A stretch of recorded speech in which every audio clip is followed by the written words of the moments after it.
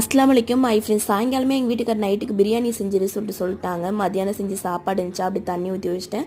காலைல பழைய கஞ்சி குடிச்சிக்கலாம், மிச்சம் இருந்துச்சுன்னா அதில் ஆப்பத்துக்கு போட்டுடலாம் சொல்லிட்டு வச்சுட்டேன். கொஞ்சோண்டு அரிசி எப்போ 10 மாதம் ஆகுது இந்த அரிசி வாங்கி, இட்லி அரிசி ஒரு மாதிரியாக தான் இருக்குது. நல்லா கழுவிட்டு யூஸ் பண்ணலாம் சொல்லிட்டு நல்லா கழுவிட்டேன். அதில் இருந்த மண், தூசி, அழுக்கு எல்லாம் பூச்செல்லாம் போயிடுச்சு. கழுவு பார்த்து ஒரு 4 ஸ்பூன் உளுந்து சேர்த்துருக்கேன். அதில் வெந்தயம் சேர்த்துருக்கேன்.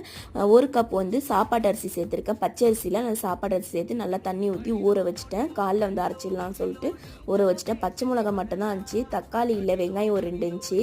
சிக்கன் பிரியாணி செய்ய சொன்னாங்க, சிக்கன் வாங்கிட்டு வந்திருக்காங்க. சிக்கன் வாங்கும்போது 2 முட்டை வரை ஃப்ரீயாக கொடுத்தாங்கன்னு சொல்லிட்டு சொன்னாங்க. அதையும் கழுவி ஃப்ரிட்ஜில் எடுத்து வச்சுட்டேன். பாஸ்மதி அரிசியில் தான் செய்ய போகிறேன். என்ன வாங்கினாலும் ஒரு 2 பொருள் வாங்கினாலும் 100 ரூபா கிட்ட வந்துடுது பில்லு.